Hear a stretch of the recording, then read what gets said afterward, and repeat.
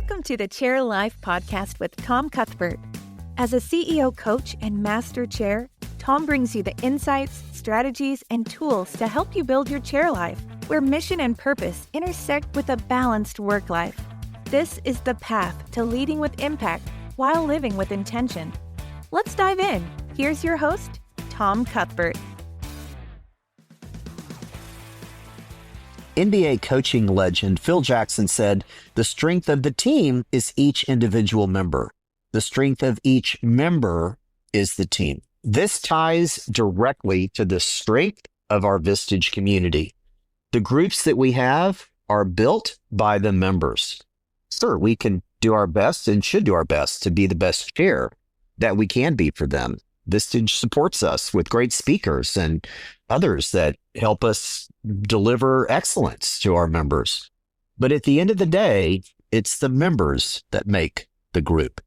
Welcome back to the ChairLife podcast. And we're going to start a series today that will go for 12 weeks from now through Thanksgiving and talk about each of the 12 high-performing behaviors. Now, this is important for two reasons. One, and most obvious, is high-performing groups are made up of high-performing members. And when we focus on our members and elevate them and make sure those sitting around the table are all committed to the same values and behaviors, have the level of trust as a cornerstone, when all of those things exist, groups perform at a higher level and everything is better. Meetings are better, one-to-ones are better, interactions between meetings. The value that our members get is always higher when the elevated group is working together. Now, the second reason that this is important, as you probably know, is around this time every year, Vistage, like many companies, raises rates. And it will not be a shock to me if a couple of members mention this to us. And so I would suggest to you the best way to answer that question is to answer it with high-performing groups. So over the next 12 weeks, we're going to focus on the high-performing behaviors that I've woven into our community. It's based on the book Culture by Design by David Friedman, and you can refer back to episode 9 for an overview of the impact of high-performing behaviors. High-performing behavior number 1. High-performing groups are made up of high-performing members. Now, that may be obvious to you, but the reality is that high-performing groups elevate outcomes through excellence, alignment, and accountability. And to get that level of success, you have to have individual commitment. We have to model behaviors as a chair in order to inspire our members. We have to avoid mediocrity, push for growth in companies and people. We have to be invested in our community, our family, and certainly the teams that are working in and leading our companies. And so we have to begin with us. Start with you as chair. As Michael Jackson would say, look at the man in the mirror and identify where you are lacking as a high-performing chair. Think about your own level of commitment and the areas that you need to improve. I guarantee you, every single member in that room is looking and listening to everything that you do.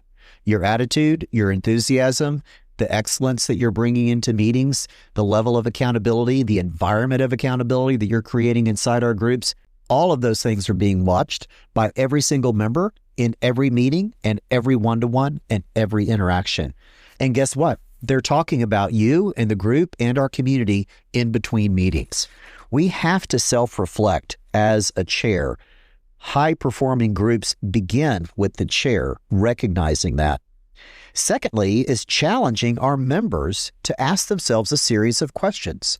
How can I improve? How can I be a better member in this group? How can I raise the bar for others?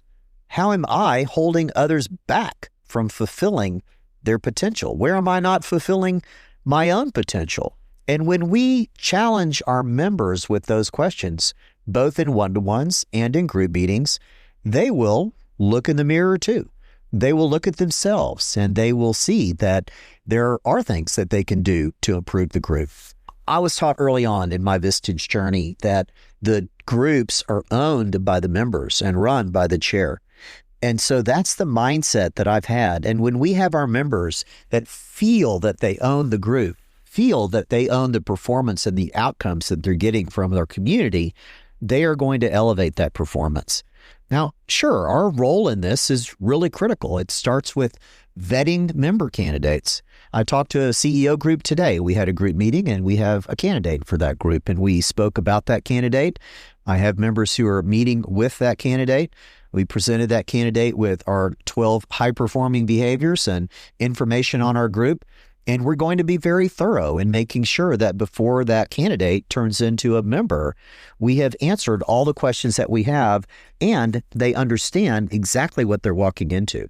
They have to be able to be a fit from a trust standpoint. They have to be willing to engage, to attract top talent in groups. We have to be top talent in doing that. And we can't compromise our excellence standards. So what are the traits that I look for? Well, I've spoken about this before, and I wanted to double down on it as we think about the high-performing behaviors that we expect from our members. There are 5 traits that I look for when vetting member candidates for our group, even before these people get to talk to one of my members or certainly visit a group meeting. Number 1 is give. I'm looking for people who are givers. They give their time, their money, their intention. They prioritize others. They work to elevate their people in their company, the community, their family. They are doing their best to be givers. And this concept came to me from the book Give and Take by Adam Grant that I read many years ago.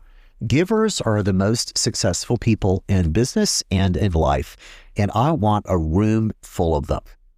Number 2 is listen. Want to be active listeners. Now, I was not a great listener as a CEO and a leader for years, but I learned, I practiced, I was intentional about it.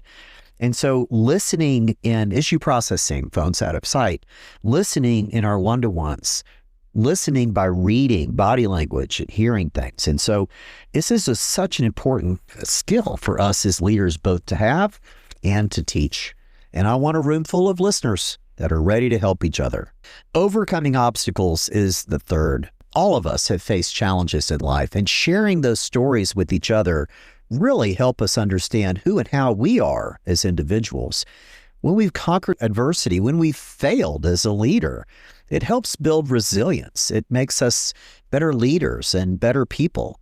And people who have overcome obstacles in life, fought through battles, continued to take one foot in front of the other and move towards their goals are exactly the kind of people I want sitting around our table. Accountability is the next one. And I like to describe it as an environment of accountability. You know, the CEOs and other members that we have in our groups in our community, they're leading companies and they're trying to hold each other accountable. And as you've probably heard me say, trying to hold someone else accountable is like trying to eat their lunch for them.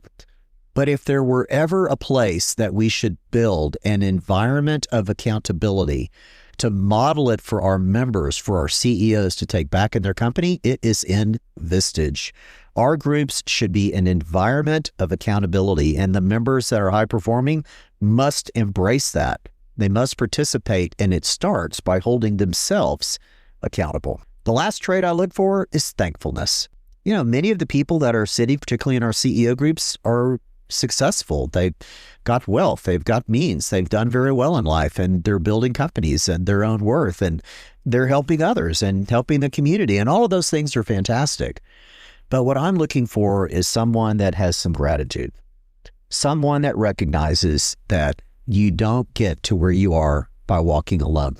You have people around you, and those that are thankful and appreciative and grateful for those that have helped them achieve whatever it is they have achieved, those are the people that I think make great Vistage members.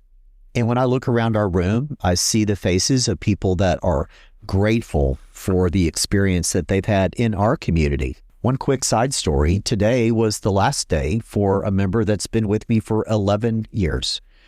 Kirk started his Vistage journey by telling me, I want to retire out and sell my company and enjoy time with kids and grandkids and family. He also wants more time to give back into our community. And here we are 11 years later, and today was his last day. Friday, he signs the paperwork to transition his business and move into a new part of life. That is the kind of person that has expressed gratitude and met all of these criteria that I look for in an ideal member. I'm grateful for him and grateful for his leadership in our group for this many years. So to wrap this up, I would remind you that the group is more important than any of us as individuals, even us as the chair. It's not about the longest tenured member. It's not about the member that's most vocal or has the biggest company or the best beach house or, their own jet. It's not about any of those things. It is about the group. It's not about me. It's not about you. It's about the group. High-performing groups thrive on being a group, collective group of high performers. So I hope that I can challenge you as we begin to move through these 12 high-performing behaviors that you'll look inside your own group. You'll look at yourself. You'll look at each member individually and begin by assessing them where they are. Look in the mirror with them. Follow up by visiting tomcuthbert.com/high-performing to see the video series. As I said, between now and Thanksgiving, we'll be sharing these every week. But let me end this section with a challenge for you. Are you vetting rigorously to build elite groups, or are you settling for mediocrity? Now's the time to step up. Let's get to work. Now it's time for Tom's tips and tricks to optimize your productivity and your chair life. Several years ago, I wrote a blog post that we'll put in the show notes called Companies Break in the Middle. And I say that because companies can have great visionary CEOs.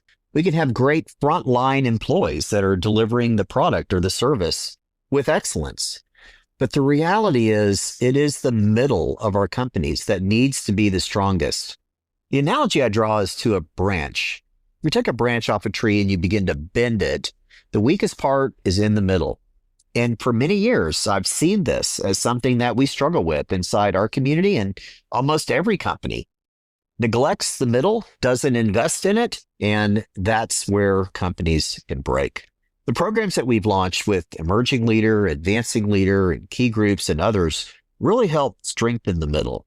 But I was really struck by an article in the Wall Street Journal on August 29th. The title of the article is, "Your Boss Doesn't Have Time to Talk to You." Wow, no kidding.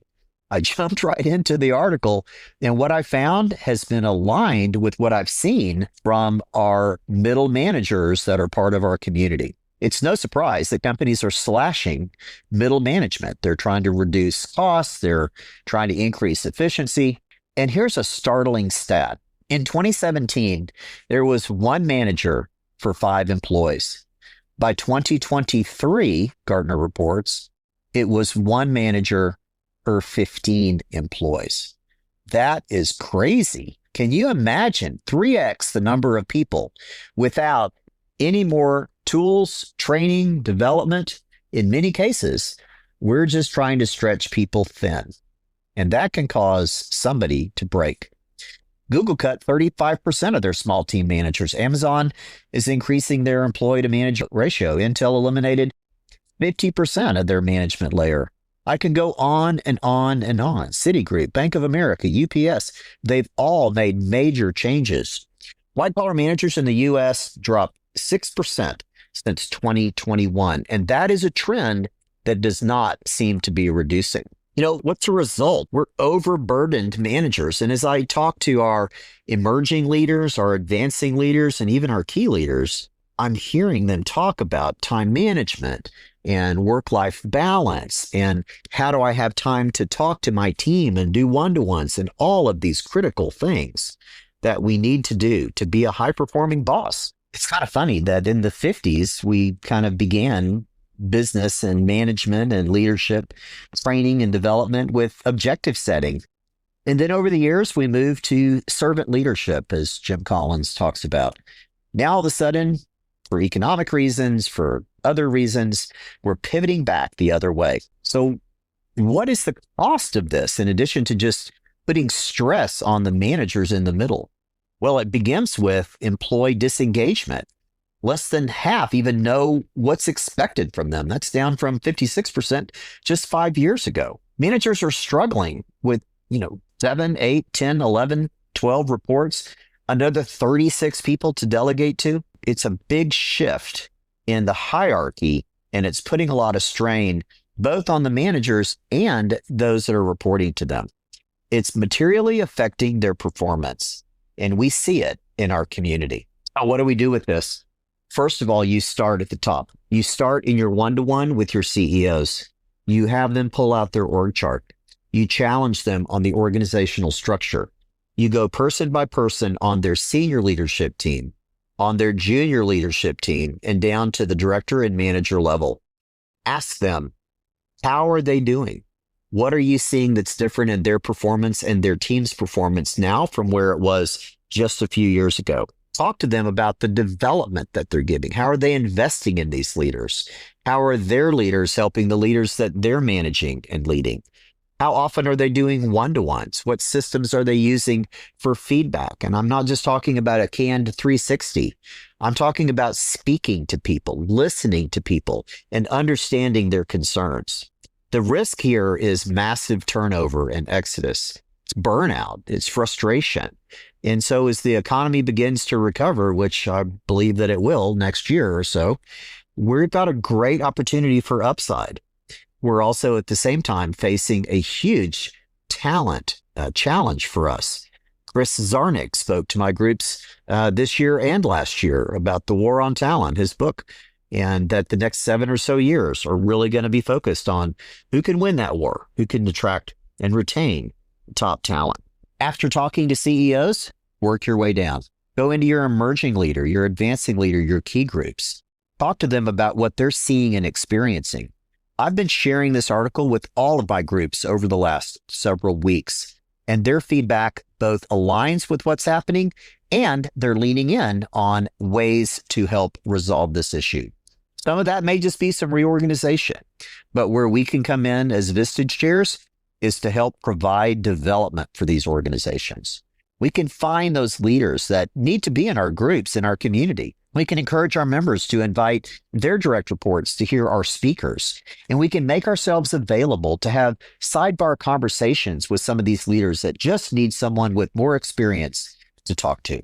I would argue that there's never been a more important time to get mid-managers, mid-level leaders inside our programs and other development programs.